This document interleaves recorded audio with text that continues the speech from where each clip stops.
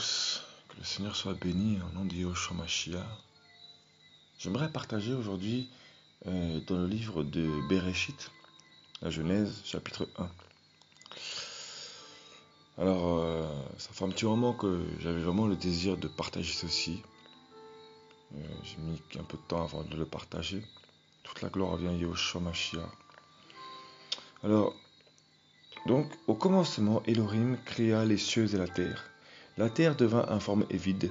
Les ténèbres étaient à la surface de l'abîme, et l'esprit d'Elohim planait au-dessus des eaux. Elohim dit que la lumière apparaisse, et la lumière apparut. Et Elohim vit que la lumière était bonne, et Elohim sépara la lumière des ténèbres.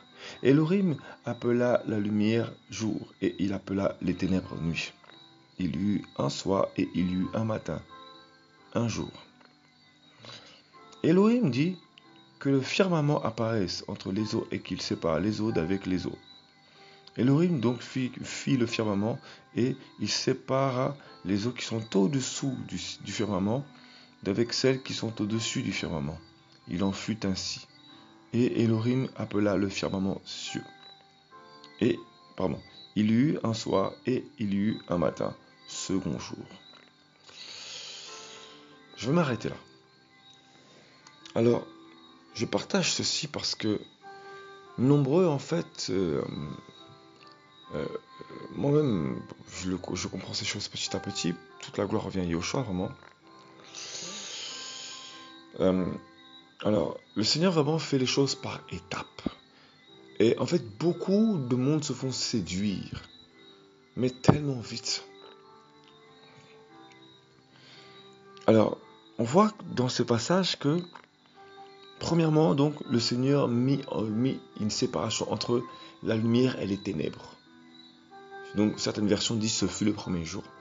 L'hébreu dit jour 1. Jour 1 ou un jour. Voilà. Enfin, jour 1 plutôt. Mais quand on regarde la traduction, c'est temps. Jour, année, temps. Donc, avec le Seigneur, il n'y a pas de temps précis. On ne définit pas, un temps précis. Voilà.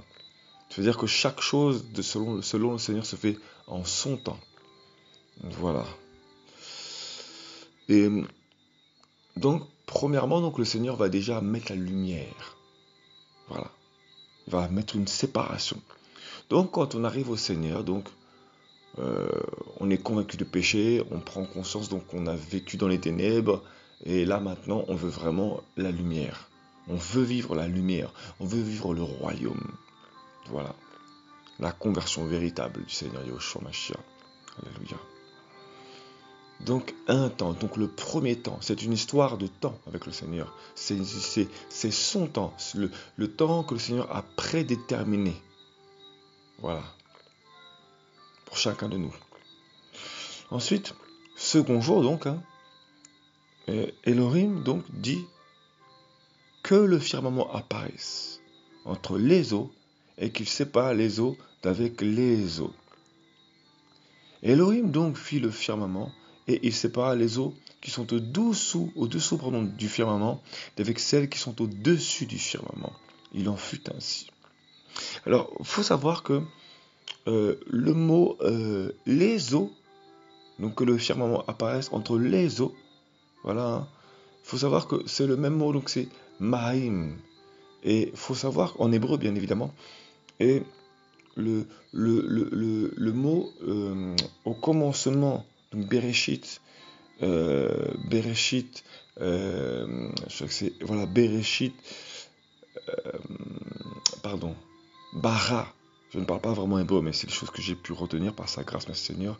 Bereshit, Bara, Elohim, voilà, Eret Shamaim, je crois, que je ne dis pas n'importe quoi, c'est ce que je vous dis, je ne connais pas vraiment l'hébreu. Bref, le mot cieux, tout simplement, se dit Shamaim. Et le mot les eaux, donc le mot eau, E-A-U-X, se dit Maim. Donc en fait, c'est la même racine. C'est que ça détermine donc bien que les eaux dont parle le Seigneur dans le verset du verset 6 à 8, D'ailleurs, jusqu'au verset, d'ailleurs même, euh, quand il parle des eaux, hein, bref, tout simplement, et ben, donc, ces eaux-là, elles viennent bien du ciel. Voilà.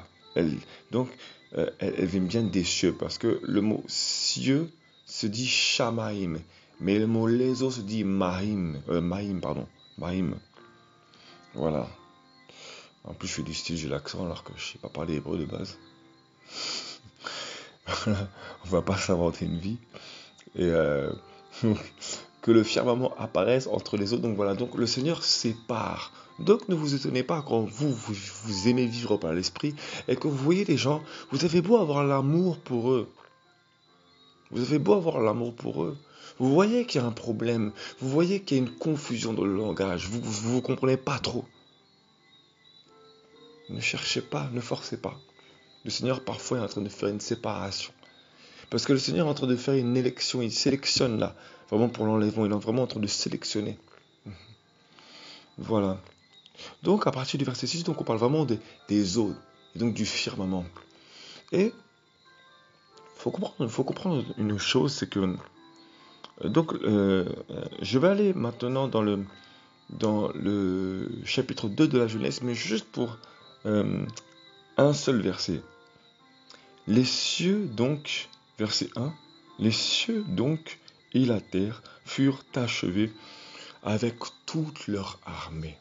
Donc on précise donc que dans les cieux et sur la terre, il y a donc des armées.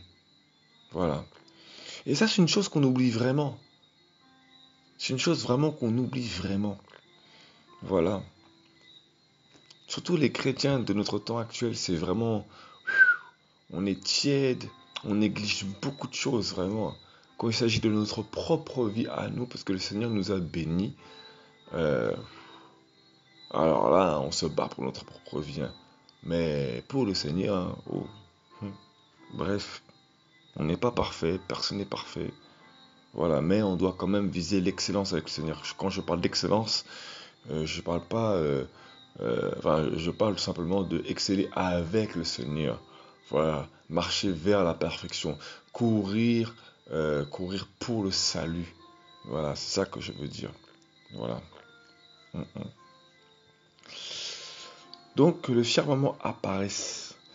Et quand je parlais donc d'armée, c'est-à-dire que voilà, dès le premier, en fait, lorsque tu as donné ta vie au Yoshua, en fait, avant déjà le Seigneur, avant l'ennemi, il avait juste un mandat contre toi. C'est-à-dire que, je veux dire, c'est pas qu'il avait un mandat, enfin, si, il te tenait entre ses mains. Mais quand c'était le temps du Seigneur, le Seigneur a dit, c'est ton jour maintenant. Maintenant, je viens dans ta vie. Voilà. Et donc, il est en colère parce que l'accès au ciel que toi tu as, bah lui, il ne peut pas l'avoir. D'où le fait qu'il déploie ses armées. Donc, quand tu reçois la lumière dans le premier temps, parce que on ne parle pas seulement de jour, mais en hébreu, on parle de temps. Donc, il n'y a pas de temps qui est vraiment prédéterminé. Il n'y a pas vraiment un nombre de jours prédéterminé. C'est selon Elohim, selon le Créateur, selon le Père. C'est lui qui a prédéterminé le temps. Donc il faut être patient. Il faut aller au temps d'Elohim du Seigneur Yoshua. Voilà. Donc, premièrement, le Seigneur va éclairer, va mettre la lumière. Il va mettre la lumière. Voilà. Premier temps, premier jour, jour 1. Jour 1. Voilà. Un jour, jour 1. Voilà. Donc, et ensuite, il parle des eaux. Et donc, les eaux, comme je disais, alors il faut savoir donc que, comme je dis, il y a des armées. Et donc, il y a donc l'armée des eaux. Dans les eaux, il y a des armées, comme dans le ciel, il y a des armées. Voilà, partout. En fait, voilà. Il y a une armée spirituelle, des anges qui sont autour de toi, mais il y a aussi des équipes armées qui viennent du monde des ténèbres et qui sont là mandatées pour te tenter. Voilà. Et en fait, au deuxième temps, donc, euh, comment dire ça? Au deuxième temps, que le firmament apparaisse entre les eaux et qui sépare les eaux d'avec les eaux. Bah, faut savoir que là, comment dire ça? euh, tu vas donc te nourrir de la parole. Voilà. Et en fait, tout ce qui te séduit, bah, le Seigneur, en fait, quand on parle des eaux, il y a aussi le sens de la séduction. Voilà. Et quand on regarde bien, hein, les eaux sont bien rentrées dans les assemblées. Hein. Les eaux sont bien rentrées dans les assemblées. Hum. Et donc, les eaux, donc, ça représente donc aussi la séduction. Autant ça représente les eaux qui sont dans le ciel, donc vraiment dans les cieux, hein, vraiment, hein, qui s'écoulent sur toi, qui te font grâce de comprendre, d'avoir les yeux spirituels ouverts. Mais autant tu as aussi, comment dire ça, les eaux qui viennent donc de la mer, donc la séduction. Voilà. Et la séduction rentre dans les églises. D'où parfois bah, on va être séduit par la prophétie. On va être séduit par le fait de vouloir prier en langue, parler en langue à tout bout de champ, par le fait de vouloir. Enfin voilà, on va se séduire soi-même. On va se séduire parce qu'on connaît la parole. On va se séduire parce que on a une réputation. On va se séduire il y a plein de raisons dans le monde du Seigneur. Voilà, dans le royaume. Et la séduction, c'est tellement, euh, voilà, c'est tellement fréquent, quoi. Voilà. Donc en fait, le Seigneur, en fait, il va t'éclairer. Il va t'éclairer. Mais pourquoi il va t'éclairer? Parce que il va te convaincre de péché. Mais dans le deuxième temps, il va te montrer ensuite. Lui, par les eaux qui vont t'éclairer, il va mettre en lumière ce qui te séduit. Donc là, il faut du temps, il faut que le Seigneur te brise. Donc là, il faut du temps. C'est pas seulement 2 jours, le deuxième jour, c'est pas seulement en un deuxième jour, non, c'est en un deuxième temps. Et il faut du temps pour ça, le temps d'Élohim, du Seigneur Yahushua Mashiach. Voilà. Et ensuite, c'est tout le temps en fait. Le Seigneur va mettre en lumière ce qui nous séduit. Mhm. La parole va séparer ce qui te séduit. Mais si jamais donc tu laisses le Seigneur t'éclairer dessus, tu vas plus loin. Donc là ensuite il y a une séparation clairement. C'est-à-dire que l'esprit de la séduction ne pourra plus t'atteindre. Donc là, il y aura vraiment une séparation. Là, tu deviendras vraiment une terre fertile. Pardon, une terre qui pourra commencer à devenir fertile. Donc, troisième temps. Le troisième temps. Mhm. Voilà. Donc, il y a, il y a eu une période vraiment où le Seigneur a pu éclairer ce qui te séduisait. Mais après, il y a toujours ce combat. Mais là, par contre, tu vas pouvoir, euh, euh, vu que tu as reçu ce discernement, tu as été éclairé sur ce qui te séduisait, bah là vient ensuite le troisième temps, où là ensuite, enfin, vu que le Seigneur a pu se séparer, maintenant, ça peut plus t'atteindre. Enfin, ça peut plus t'atteindre. Faut être aux aguets quand même. Je veux dire, faut être aux aguets. Mais tu es libéré, tu es délivré de ceci. Voilà. Parce que tu connais maintenant ton identité. Mais il y a encore des racines maintenant dans ta chair. Avant, c'était la séduction. Maintenant, il y a encore toujours des racines dans ta chair. Et lui va faire germer ces racines pour qu'elles soient arrachées et que vraiment les fruits puissent produire de la bonne semence. Mhm. J'espère que je dis bien ça dans un bon ordre, que ce ne soit pas confus. Voilà, mais moi en tout cas, euh, voilà. Et ensuite, une fois que tu commences à comprendre les choses, voilà, vraiment, enfin bref, je n'ai pas envie de m'étaler sur des sujets que je ne pourrais pas bien expliquer. Mais là où vraiment le Seigneur m'a vraiment interpellé, c'est la séduction. Les eaux, la séduction.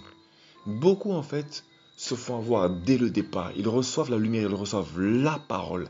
La parole. Ils la reçoivent. Mais ils sont vite séduits.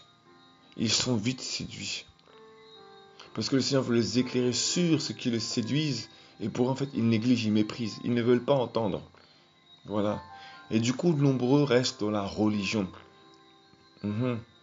Je vous dis, hein, parfois, il y a des hommes, je les vois, hein, des hommes ou des femmes, parfois je les vois et Je me dis, mais vraiment, ils ne comprennent pas en fait. Ils ne comprennent vraiment pas. Euh, Enfin bref, j'ai pas envie de m'étaler là-dessus, mais voilà, hein. La séduction. Vraiment, l'esprit de la séduction est vraiment rentré dans les assemblées depuis. Et voilà comment l'ennemi est malin. Voilà, la séduction. Le Seigneur, en fait, si jamais en fait tu ne te laisses, tu te laisses séduire, et ben le Seigneur ne pourra pas faire germer ses fruits en toi. Il pourra pas séparer, il ne pourra pas mettre de séparation, et il ne pourra pas faire germer, euh, comment dire ça, les fruits, les différentes espèces, voilà, ce jardin qu'il veut faire croître en toi. Donc si tu ne peux pas devenir cette terre, comment tu pourras discerner les temps avec le Seigneur? Parce que, euh, parce que c'est avec le Seigneur qu'on... Voilà, c'est en... Merci Seigneur, je confirme que ce que j'avais reçu tout à l'heure était bien de toi.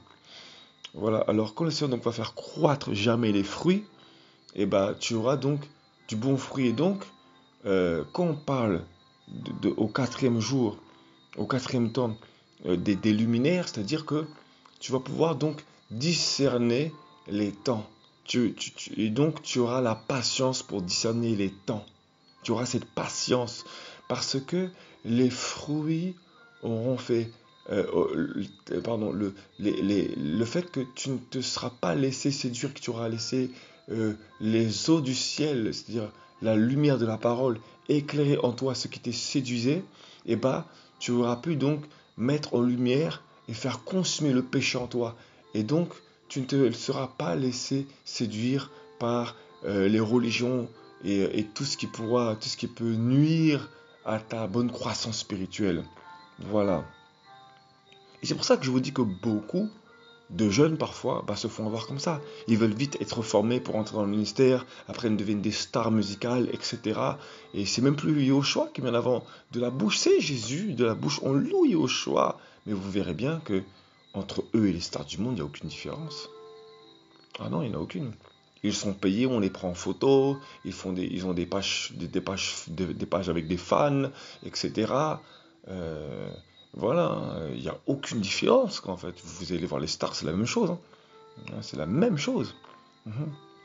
En fait, il n'y a plus de différence maintenant entre le monde qui devrait être discipliné pour honorer Yahushua, l'époux par excellence, celui qu'on ne voit pas d'ailleurs, donc, alors que nous, on se met en plein sous les projecteurs. Il y a quand même un grand écart, hein, entre le Seigneur et nous, hein.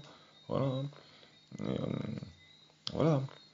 Donc, lorsque tu vas laisser germer les fruits en toi, et bah, je veux dire, donc la patience, et bah, il y a plein de choses que tu n'attendras plus. Et tu observeras juste le temps.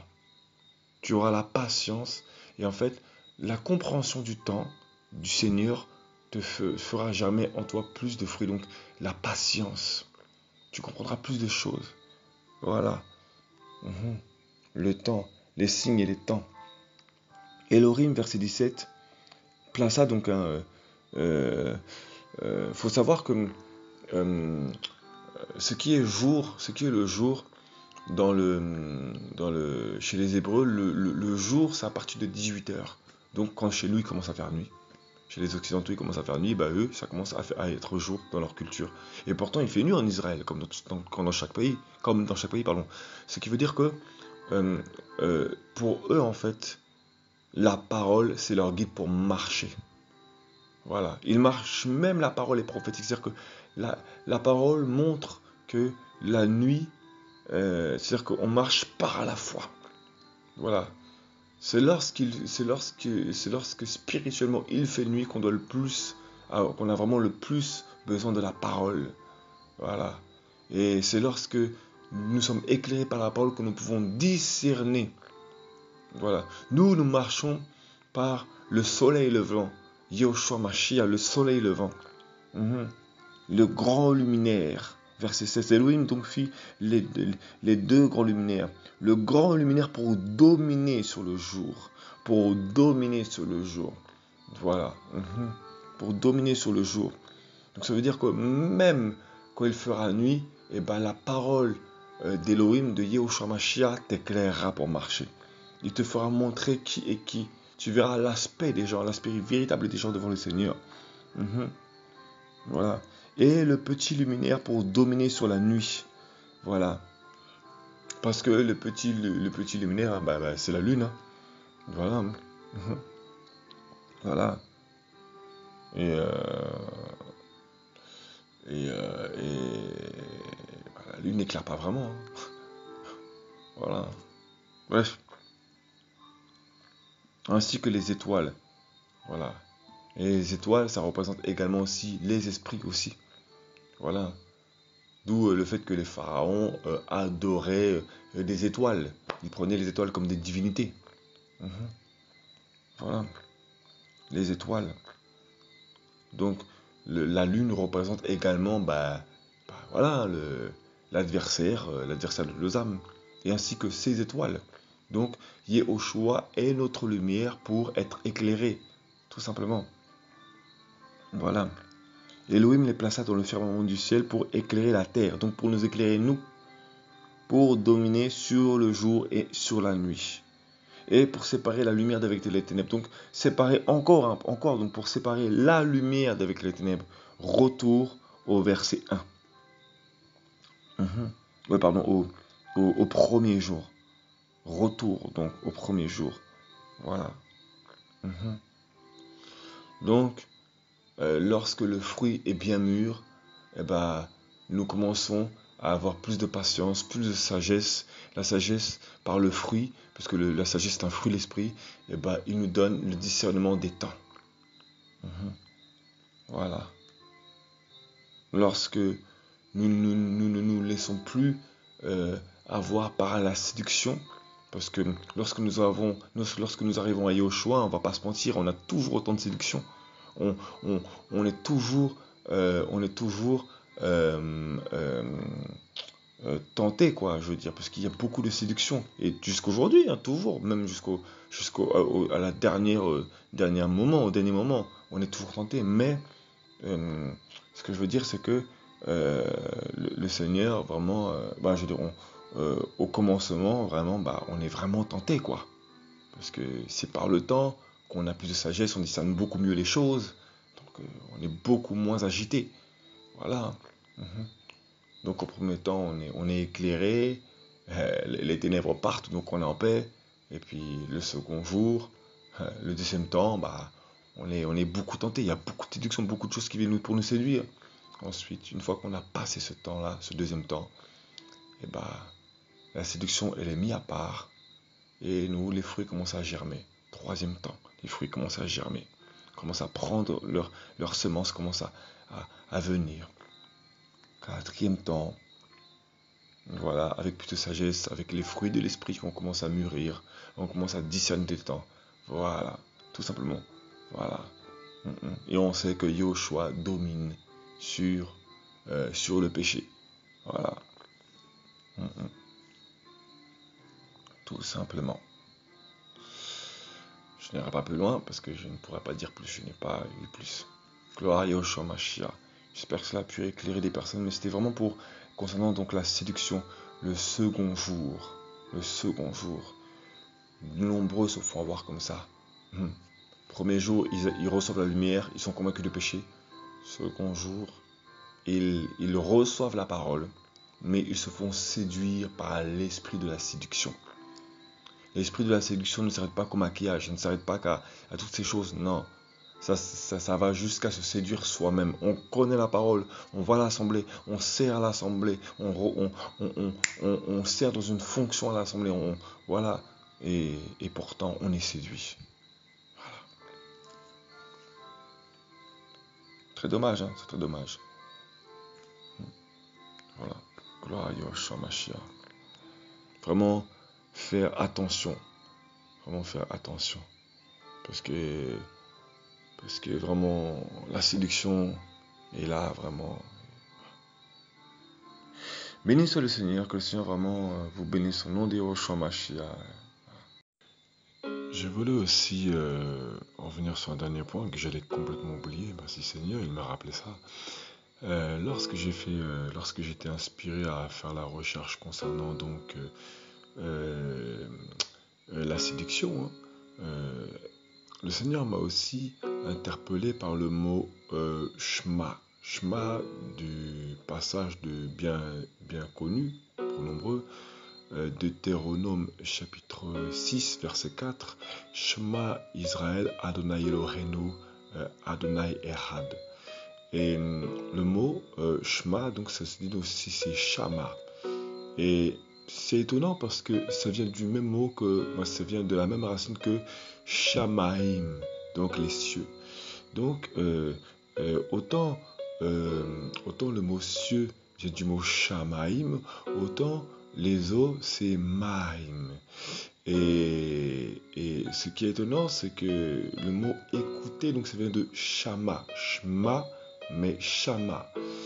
Et il est étonnant donc de pouvoir se rendre compte que il y a la même syllabe, le Shama, du sens de l'écoute. Donc, euh, il faut également prendre bien garde à ce que l'on écoute parce que la foi vient de ce que l'on entend, mais ce que la foi vient de ce que l'on entend, mais ce que l'on entend, pardon, vient de la parole. Et notre cœur peut entendre, nos oreilles peuvent entendre. Donc si on entend, c'est qu'on peut écouter. Maintenant, d'où viennent les paroles que l'on écoute? Est-ce qu'elles viennent des eaux de la sirène ou est-ce qu'elles viennent des eaux d'en haut? Est-ce qu'elles viennent voilà, des eaux qui viennent des eaux de la séduction, de l'armée, parce qu'il y a aussi des armées dans le ciel, et les cieux, il y a le ciel, donc le deuxième ciel, et il y a également les cieux, donc là où il y a le trône d'Elohim. Et voilà, et d'où la reine des cieux, hein, voilà. Et Yirmia, donc Jérémie, chapitre 7, je crois, verset 18, je crois. Voilà. Quand on parle de faire des offrandes, des gâteaux en offrande à la reine des cieux, ce qui me fait aussi étrangement penser à la galette des rois, parce que c'est un peu des offrandes qu'on fait, hein. On mange des offrandes pour une fête catholique, voilà, dont la domination, c'est également voilà, la séduction, l'esprit de mort, la séduction. Voilà, et il faut bien prendre conscience que autour des Antilles, de la Caraïbe, c'est des eaux, donc la séduction. Voilà, et c'est plein de montagnes, voilà, donc des sommets, donc qui atteignent jusqu'aux cieux. Voilà, enfin, façon de parler. Mais, voilà.